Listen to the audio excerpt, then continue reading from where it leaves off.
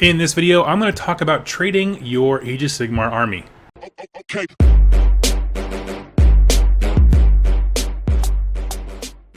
Welcome Wargamers, my name is Doug with 2+ Stuff, and real quick shout out, I'm going to be talking about a bunch of hobby progress and stuff that I'm doing. If you want to follow along with that, head over down Shaw to Instagram and you can follow me there.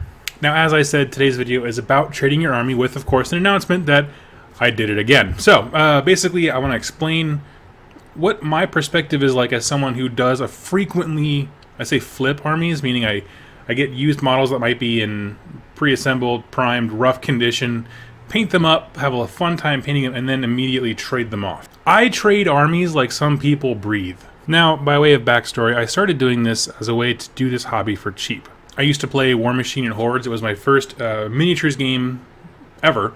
And the thing about War Machine and Hordes is they, at the time, I'm not sure if it changed, I've walked away since the game since then, but they didn't really encourage painting. And so if you had a painted army, it looked stunning no matter how terrible you painted it. And so that was a part of the hobby that really appealed to me, so I would paint up my army, and then someone else would be like, whoa, that's incredible! I'd be like, okay, well, I'll give you mine if you give me your army, or you pay me in models, or those kinds of things. And so with kind of knowing the climate in terms of hobby progress over on War Machine Hordes and back in Iowa, I kind of used that to my advantage to both learn how to paint very different things, organics, metallics, those kinds of stuff, and then also obviously have a constant surplus and circulation of armies coming through.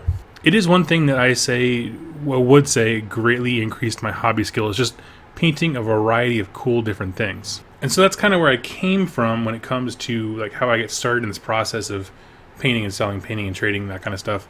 The thing is, if you're going to trade your army, the biggest thing I can tell you is you have to have a place where there's zero regrets. If you ask yourself, am I ever going to regret this, and you maybe think yes, don't do it. Between War Machine Hordes and AOS and 40k, I've probably owned somewhere in the vicinity of 30 armies cumulatively between all of them. And the simple thing is I have only regretted 2 of them. We're going to talk about one of those today. But to my detriment, I carried that kind of habit, that thought that armies are kind of transient, into AOS, and really it's actually started to affect my gameplay, meaning I don't get great at any army because I learn the basics of the rules, and as I start to get better, that's when I trade it off and stuff like that. And this is, of course, has made me the butt of many jokes in my gaming group, that I can't keep an army for like more than 2 weeks, that kind of stuff. I had the demons, I was all in on Tzeentch demons, I was like, nah, no more, and so I got rid of them. That's for other reasons too, but yeah. And so we made a decision, or at least I personally made a decision, and I put it forth to the Rerolling Ones gang, of like, let's all just pick an army when 2nd edition comes out and become great at it. Don't be good at it. Don't be good at a lot of armies. Be great at least one of them. And I was looking at the stuff that I had on hand, and my biggest army at that point was my Slaves to Darkness, who I had tried several times between games with those guys and other various local game stores to make that work. And I can do a dedicated video on Slaves to Darkness.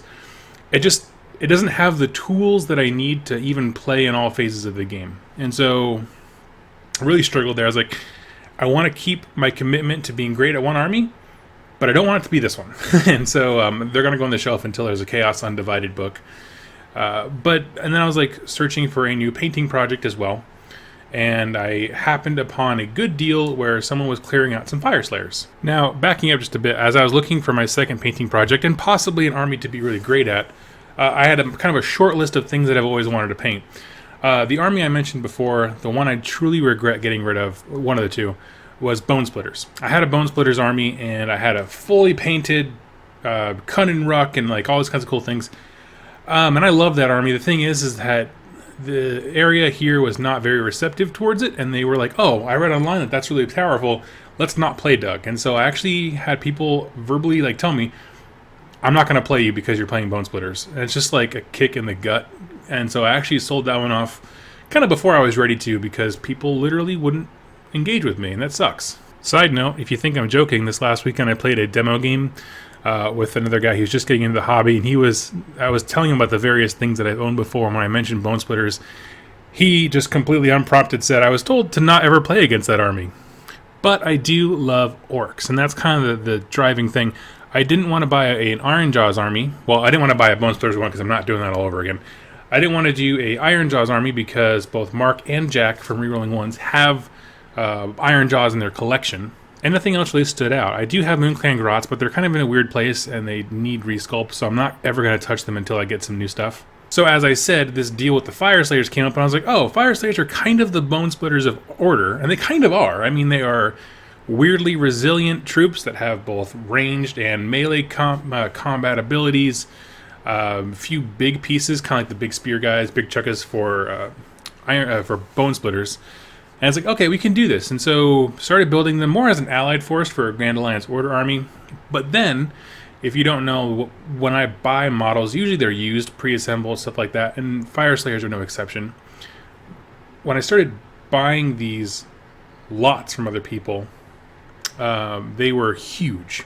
So all of a sudden my side painting project and maybe possible competitive army just kind of blew up and I had a 2,000 point list. Now at the time of this recording I have played 4 games with the Fire Slayers. The first one was recorded on Rerolling Ones versus Mark and his Death Army. Made a ton of mistakes. The Fire Slayer community is super kind and gracious when it comes to my mistakes that I made. They were very helpful. Try and help me remember things. I made a huge cheat sheet to help me remember things. Very awesome community. I would say that people who play Fire Slayers understand how much there is to remember, especially with the Magma Droth War Scroll, which I just think is abysmally cumbersome. And everybody else who doesn't actually play the army is like, you're an idiot. But last weekend, I was playing a game with them against Jack, and it's actually going to be the video going up on Rerolling Ones tomorrow. Had a fantastic game. I'm not going to spoil what happened because I want you to go watch it. But it is a lot of fun. And during the game, I realized, I don't think this is an army for me. I painted a lot of them. The thing is that going forward, my real path forward is to buy like 30 more Volkites, and I don't want to. I don't think there's enough model variety there. I mean, and this is for me as a painter. Again, this whole thing started off as a painting project for me that was like, maybe I could use this as my army I'm getting great at. And it just wasn't there for me. I think the faction has game from what I saw this last weekend when I was playing. It has huge potential. I mean, I'm just looking at the numbers on it, and it's just sickening how many wounds you can throw out there. But in terms of like the modeling and painting aspect, it wasn't enough to hook me. Well, during our recording, Jack we were talking, just chatting between turns, and Jack kind of heard my frustration and then basically offered me his unpainted Ironjawz army in exchange. Now, in this sense, everybody wins. Jack gets a fully painted army because he doesn't have to paint anything else. And then I would get Ironjawz, which I wanted to play but couldn't because, again, Jack owned them and there's too many Ironjawz players in our group. And so I just think it's super exciting. And so we can get that same kind of variety, and I can actually get an army that I want to get great at and have a good time modeling and painting. Also, I've noticed the fact that the Fire Slayers, because I traded to Jack, is actually a really great thing. They're going to stay in kind of our wheelhouse of armies that we have access to, and so you'll still see them on the channel. So the plan right now is that I am going to get good at Ironjawz. I'm going to become a great player at them. Not a top-tier tournament level thing. I don't really do tournaments. I will try to go to some here pretty soon. But I want to be a knowledgeable player about them, and so that requires a lot of practice and stuff like that. So you're going to be seeing them quite a bit on Rerolling Ones, hopefully, and then also in my local area. I just don't know when Chaos Undivided will actually be a thing, so those models are kind of be sitting on the shelf for a while. That being said, I'm going to throw some pictures up here of the models that I got. I did prime them with MacLeod blue. I'm going for the blue armor on the traditional orc skin that you can get from the Games Workshop Painting Citadel, whatever app that kind of directs you how to do stuff. But to put it simply, if I can remember everything off the top of my head, I have a Maw Crusher with, I think I have Gorjak in this picture, but I'm going to swap it up for a Mega Boss. I have 2 Mega Bosses on foot, a Weird Knob Shaman, 3 War Chanters. I probably will not use all 3 of those in a single list, but I have them if I want them, or for conversion abilities. In addition to that, I have 2 units of 5 Brutes, or 1 Mob of 10, and I have 30 Ard Boys, as well as the Shadespire Gang, which I'm probably going to use just as, like, other boys to fill in things. I'm not really a fan of using named things in my armies, because I like to make up my own storylines. But here's the thing, if you want to follow along with the army progress, head over to that Instagram. I'll put it back up here right now, and you can follow along my progress there. I'll try to be taking more pictures. Again, this week starts my Fridays off, and so working for you guys, and so a lot of progress is going to be happening then. So I'll do some photo dumps, and you can watch this bunch of models become a wall. Now, I know some people were pretty disappointed that I wasn't doing more Fire Slayer, stuff like that, but the thing is like I do this. This is kind of my thing. I get an army, play it for quite a while, and then I trade it off. And what I wanted to do was settle on something that had options and teeth, really, to get good at it. And so that kind of ruled out my Slaves to Darkness. I don't want to play them as anything else. I don't want to play them as Magakin, Disciples of Zinch, whatever. I want to play them as Slaves to Darkness. And so that kind of ruled that one out. And the Iron Jaws give me an opportunity to do some cool stuff like that. So, they're apparently, from what I've read, fairly easy to learn in terms of the rules that are all very straightforward. And the battalions are excellent. And frankly, they have battalions, which Slaves to Darkness are kind of lacking on.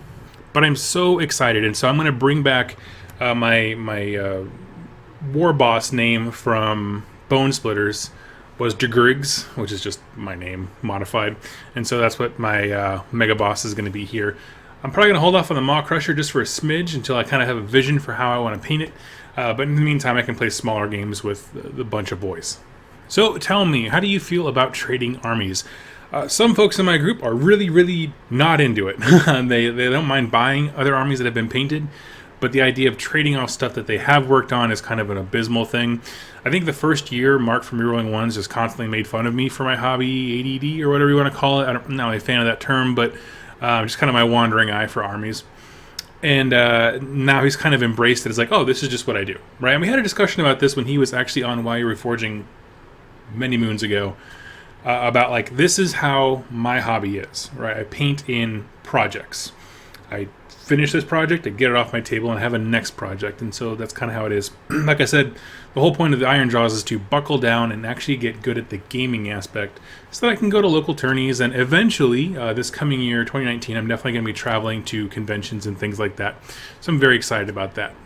And with that, I'm going to head off. It's kind of a shorter video today, and it will be again on Friday. Because I'm making that transition from 5 days a week to 4 days a week, I have to kind of condense my work schedule. So this awkward transition time, these videos are going to be kind of ad hoc, really, really quick, thrown together. And then starting this Friday, I'll be able to record. And next week, just to let you guys know, it's going to be Iron Jaws week. Completely unrelated to the army I just bought, but I'm very excited about that. And so I've been reaching out to a few people in the Iron Jaws Facebook group and kind of getting some ideas for them. So thank you all so much for watching, and I will see you on Friday. Hey Wargamers, thank you so much for watching that video. Be sure to hit subscribe and click the little bell notification icon so you're alerted to all new videos coming out.